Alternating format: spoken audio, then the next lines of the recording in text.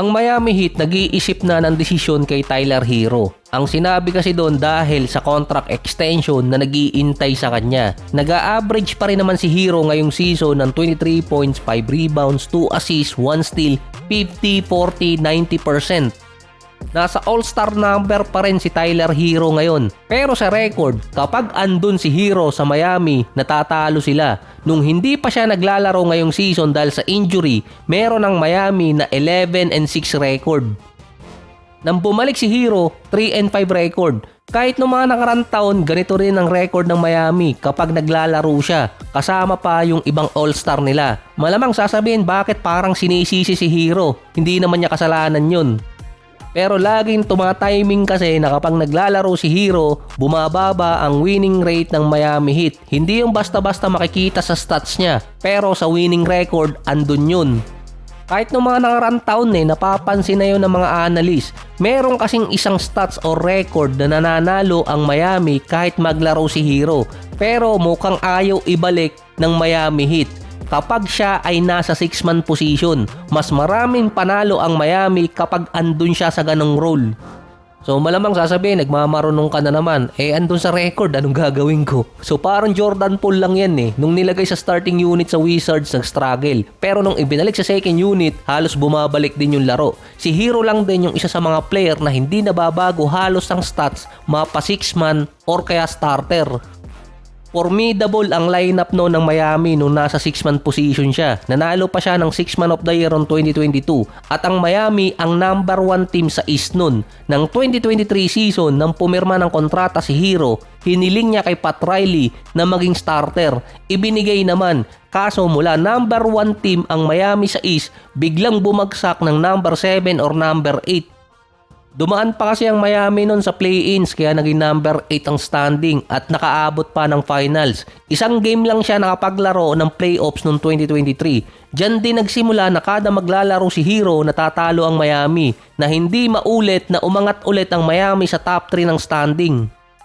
Kaya kung ibebase sa winning record, pang 6-man talaga si Hero, hindi pang starter. Katulad na lang ngayon, hindi ma-complement di umano sa mga player tulad ni Kelly Oubre, Jaques at Norman Powell. Nawawala din sa rotation yung iba mga player. Nagkakaroon ng defensive weakness ang Miami kapag si Hero ang nasa starting unit, lalo na kapag magkasama si Powell at si Hero. Tinatawag ding defensive liability si Hero ngayon.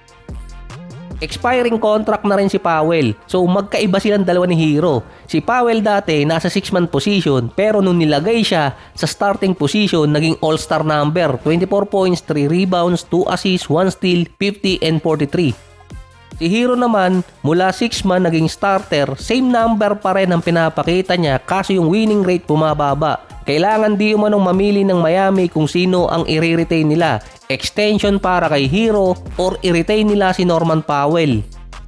Base pa doon makakapag-decide ng Miami kung magiging available si Giannis. Doon sila magdi-decide na ibigay si Hero sa Milwaukee Bucks. Isa pa doon kay Ja Morant. Si Kevin Durant naman pang 8 player na sa history na merong 30,000 points mahigit. Nasa 369 points na lang ang kailangan ni KD para malagpasan si Wilt. Nasa average yun ng 15 to 16 games. Base sa average si Kevin Durant na 25 points per game. Nasa 37 years old na si KD, ganun pa rin ang average niya. So parang wala pa nakakascore ng 60 points ngayong season. Or baka nakaligtaan ko lang. So kinukumpara kasi itong si Kevin Durant kina Kobe, MJ at LeBron. So meron siyang mahigit 30,000 points. Si Jordan nasa 31 game ang meron siyang 50 or more. Si Kobe nasa 25. Si LeBron 14. Si Kevin Durant nasa 9 game. Ang tatlong player pa dyan merong 60-point game sa kanilang karir. Si Kevin Durant sinabi niyang hindi niya hinahabol ang magkaroon ng 60-point game dahil malayo naman ang naabot niya dahil sa 30 points mahigit. Kaya na-under fire itong si Kevin Durant kung bakit ayaw niyang targetin na maka 60 points. Dahil base kay KD, kailangan niya muna ng tamang timing, tamang kalaban, tamang pace ng game. Mas priority niyang pumasok yung mga tira niya kaysa maghabol ng scoring. Kumbaga, selective or mapili si Kevin Durant sa mga attempts na ginagawa niya. Pero gusto kasi makita ng mga analyst na si KD makascore ng ganong kataas.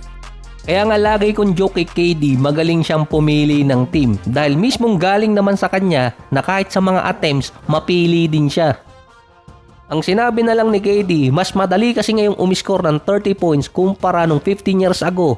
30 is the new 20. Kasi dati kapag naka 20 points per game, all-star ka na nun.